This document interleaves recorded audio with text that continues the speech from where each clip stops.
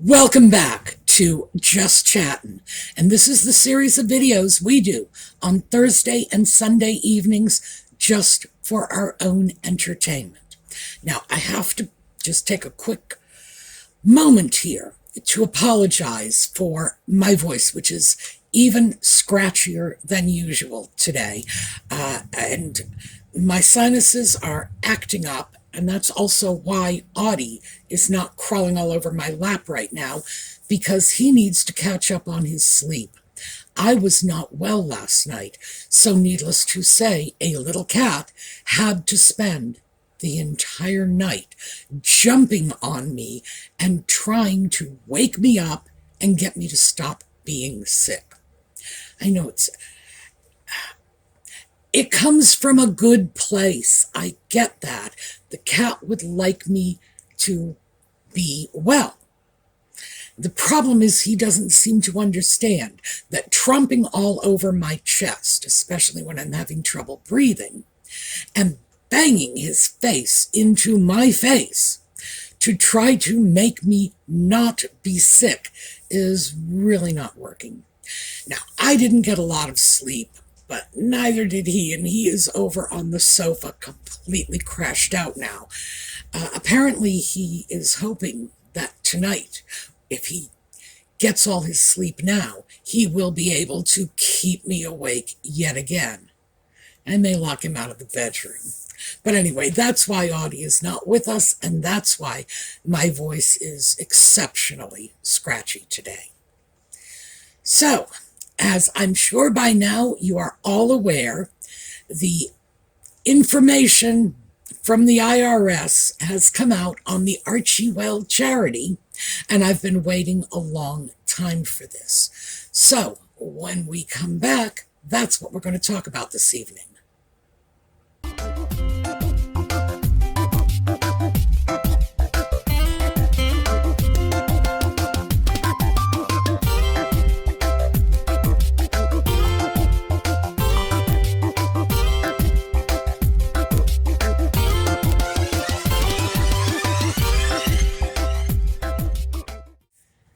So, most of the YouTubers who are doing Megxit videos have been jumping all over this. And as a consequence, there's a lot of information going out there.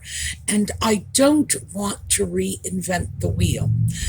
What I thought we would do this evening, and maybe again on Sunday if we haven't covered as much as I would hope tonight, I thought we would take a look at a few specific elements that struck me as particularly enlightening. So, first disclaimer, I am not a lawyer. None of this should be construed as legal advice or even legal commentary.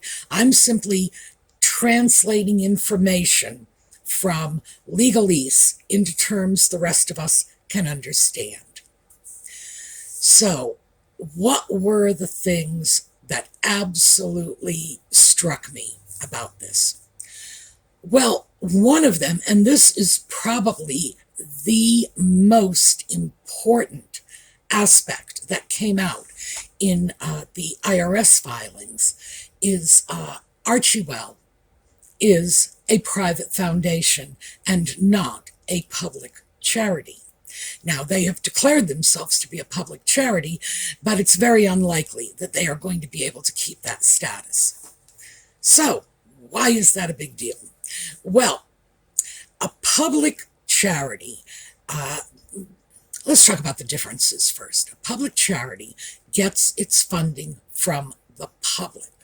It's legally required to get at least a third of its money from general public donations. You know, you, me, some other complete idiot willing to give them money.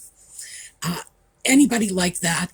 The donations are often very small, $10, $20 at a time, and they're from the public. And they must be from the public by at least 1/3. Archie Well is not qualifying. So the other major difference, because it's how the money comes in and how the money goes out that differentiates between these two designations. So public charity gets a third of its money from public donations. Obviously, it can get much, much more, but it must, in fact, be a third.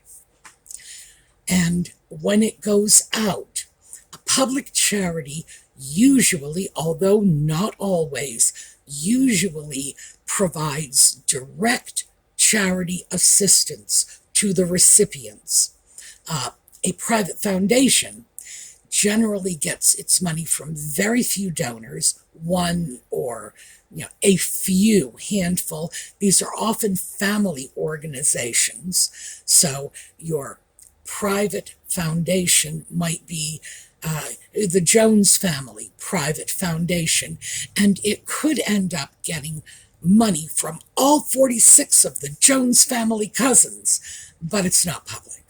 That's the thing, is it's all from this one family.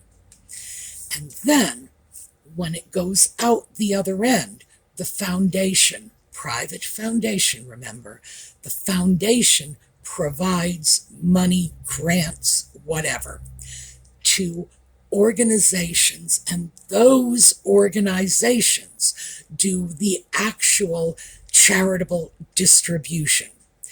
And after having looked at Archie Wells' description of what it does, it's acting as a private foundation.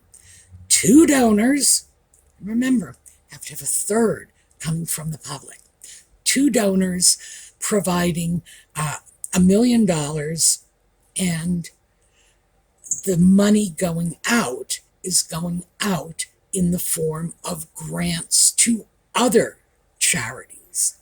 So that's virtually the textbook definition of the way a private foundation works. Now, they are alleging they're a public charity. They're not. And it's important to remember, too, that all 501(c) companies, that's what Archie Well is, they all start off with the assumption on the part of the Internal Revenue Service that they are private foundations, and then they have to prove that they are public charities if they want the preferential tax treatment that a public charity gets. And I'm not seeing that happening anytime in Nutmeg and the Sock Puppet's future. So, for me, that was key. We're looking at a private foundation, not a public charity. And the numbers are pretty clear about that. Now, before we go any further, I really have to throw this part out. Information on tax forms is all self-reported. The Internal Revenue Service does not go knocking on a door, with their clipboards and their calculators saying, well, show me this, show me that. Nope. In the initial stages, unless it's an IRS audit, you get to report whatever you want to report. So all of this information is ultimately coming from Nutmeg and the Sock Puppet. And is that reliable information? Well, given their track record, I'm going to have to say no. Can we actually look at this? Now, ordinarily, if anyone else was filing tax records, most of us would say, well, you don't want to mess with the IRS. People will at least try to be honest. Oh, no, not these two. They lie to anyone about anything. And it's just like, okay, fine. We're changing our story. They've had to go into court and apologize for lying in court proceedings. So, do I consider this to be reliable information? No, of course not. The information is only as good as the veracity of the people providing it. And the Sock Puppet and Nutmeg have, I don't even think they know the meaning of the word veracity. I just don't think it's part of their working vocabulary.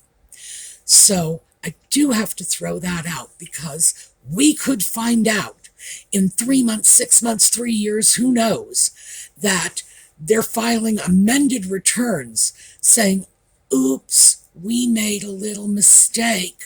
Well, we didn't intentionally lie. Well, that's their version. So is this carved in stone? No, of course not. These records have not been audited, neither by the IRS or an independent accounting firm, because that's another way businesses can do it. They can bring in a third-party accounting firm and have them audit the books and release information. Now, that ordinarily happens when a company is going up for sale and you need to have accurate, reliable information. Also, when, for example, when a politician is throwing their money into trusts, which they often do if they have a lot of money and they want to go into politics, throw it into trusts, they will very often pull in an independent auditor, and this will be an accountant, to come in and certify that everything is good on the books. Well, this didn't happen. I don't think it's likely to happen. And there is no information on things like who those mysterious 2 donors were, where did the $10 million from 2022 come from, none of that. And they are not required to at this point. But that doesn't mean that they necessarily have fabricated all these records. The problem with Nutmeg and the Sock Puppet is maybe they're lying, maybe they're telling the truth. Your guess is as good as mine. If I had to bet on it, of course I'm going to bet that they're lying, because that's the safer bet. But do we know? No. They could be making this up from whole cloth. I suspect these figures may well be accurate within reason, because as it is released, it's very, very damaging. So let's take a look at some of the other stuff that manifests itself to me. One of the biggest things I look for when I choose charities, for my own donations and for the donations we do on behalf of the channel, and remember, that's channel money, but I'm making the donations on your behalf, so I go to great lengths to make sure the charities are above reproach. I think that's probably the best way to put it. Well, this one, oh my. Let's start with, they distributed $1.2 million, allegedly, because it's Nutmeg and the Sock Puppet, we have to say allegedly. They allegedly distributed $1.2 million last year. And what they claimed in staff expenses, 5 people on staff. What they claimed in staff expenses was 640, let me just look that up for you. So the staff expenditures, 5 staff members, they say, $640,000. So let's just take a look at these 2 figures side by side. I'm going to throw them into a pie chart for you. Now, it's obvious, I mean, we could do this off the top of our heads, because $640,000 is more than 50% of 1.2 million. So what this means is that for every $2 going out, $1 goes into the pocket of someone who works for the charity, well, the foundation, because I think we've established that it's not a charity. Yeah. Well, the executive director alone, here's this pie chart, because the executive director is getting a massive salary. And here we go, $250,000. Now, keep in mind, this is a private foundation, which means all these people at this foundation need to do is to write checks, distribute money to charities. That's all. They don't have to do fundraising. From the looks of it, they don't even have to do internal reports because none of that stuff ever hits the public. So, yeah, you got 5 people who are writing checks, and I can't imagine that any of these people are putting in any more than that 1 hour a month that Nutmeg and the Sock Puppet are putting in. So what we have here, and this is what everyone was concerned about with this charity, that it would be virtually a money laundering enterprise, that they would be taking this and using it as a means for channeling money into the pockets of their friends, their associates, who knows, maybe people they owe favors to. I don't know. But that sure is what it looks like, that the foundation exists to provide employment for 5 people at very, very generous salaries. Keep in mind, the executive director of this charity that distributed $1.2 million. That's all they dealt with. That sounds like a lot of money to us, but in the world of large charities, no, that is chump change.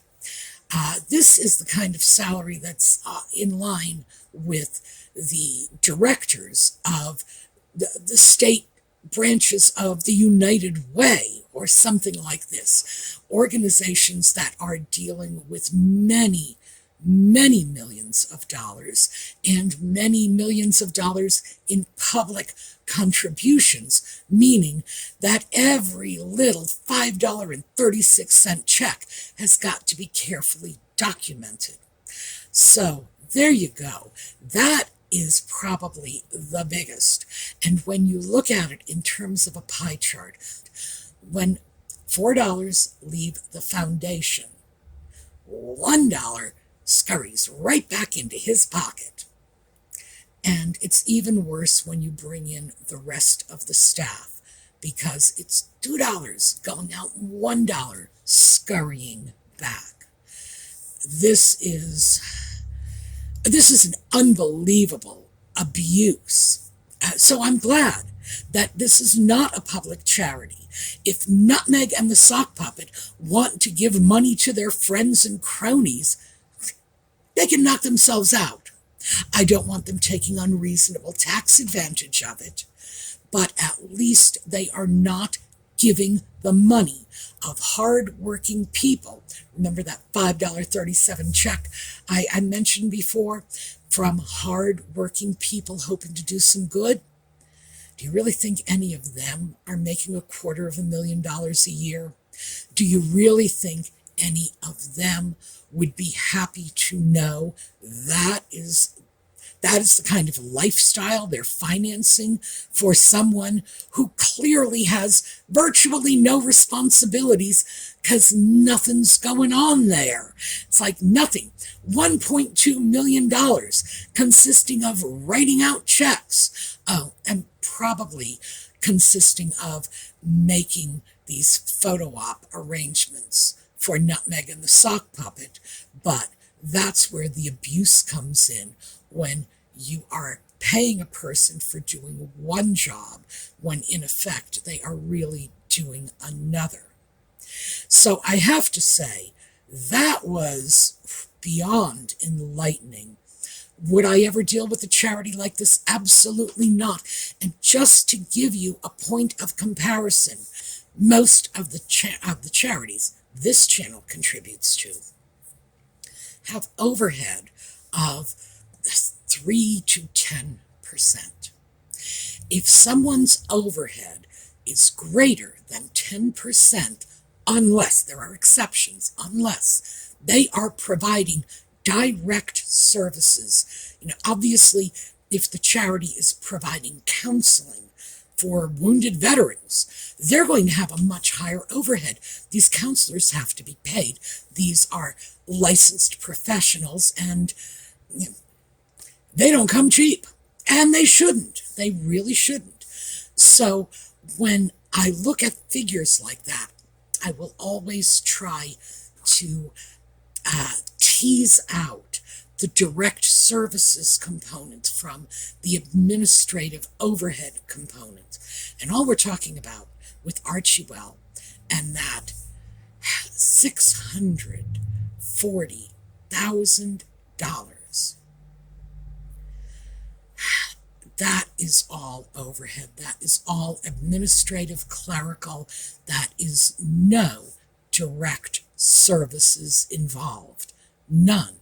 These are not people who are going out and providing services. They're not nutrition counselors working with at-risk expectant mothers. Nothing like that.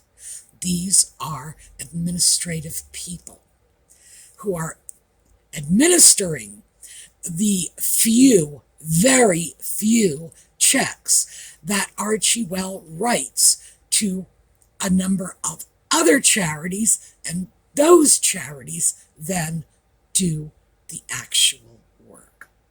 So, yeah.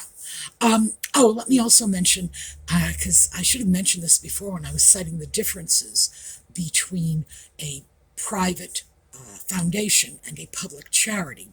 Another key difference is in a private foundation, you usually see very few members of the board, and when you do, they're ordinarily family members. Public charity must have diversity in its board. It has to be people who are not in any way linked with the charity. When I say diversity, so many times these days we're accustomed to thinking of that in terms of racial diversity. No. The public charity will want people representing consumers, in other words, the beneficiaries of the charity, the service providers, doctors or counselors or whatever, and people within the community. For example, maybe the mayor of some town will be a director.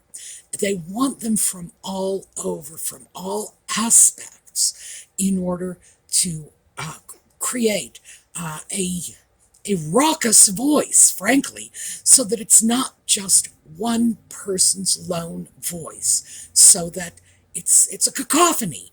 That's what they want. They want a number of perspectives. So that's another way in which Archewell is definitely over on the side of private foundation rather than public charity. As I say, I should have mentioned that before. But this is where we're starting. Now, remember, we have no idea where any of this money is coming from. What we do know is some of these donations are massive. We know there was a $10 million donation. It is very likely, well, I can't say that with those two. It is quite possible. No, it is merely possible that that $10 million went into Archewell as a result of one of the book deals that Nutmeg and the Sock Puppet signed off on. So this money could have gone into the charity directly from a publishing house. That could have been, for example, the Sock Puppet's advance on Spare. We don't know, because they are not disclosing, and they are not required to. They are not. This is voluntary self-reporting to the IRS. This is not audited accounts with receipts. And if there's nothing else you take away from that, take that away, that this could turn out to be another one of their totally fictitious, Kate made me cry, and Charles is complaining about my baby's skin color, and the Queen wasn't going to let him be a prince because he came out the wrong color. And Archbishop married us in the back garden. That is what this could turn out to be, because we've seen it so many times before. So don't get your hopes too high on this. Maybe this is accurate, maybe it isn't. But what we're looking at now is $10 million in a donation, and then $2 million following, which were $1 million donations apiece. Not a public charity, just not a public charity. And of course the IRS, now that this is all very, very open and out there in the public sphere, the IRS is going to be under a lot of pressure to make sure that this is and remains a private foundation. But if any of you were even vaguely entertaining the idea of giving these people money, just remember those pie charts and think to yourself before you give. Do you really want to give your hard-earned money to a CEO making $250,000 for signing half a dozen checks? I don't know. I'd have to think twice about that. All right, so that's where we're going to break off. I'm sorry about this, but my voice is beginning to fail me. So we're going to take a look at a slideshow on the way out. And okay, we're going to take a look at a slideshow on the way out. And I will see you all over the weekend for the coffee and conversation videos. And again, Sunday evening for more Just Chattin'. So, in the meantime, have a terrific day.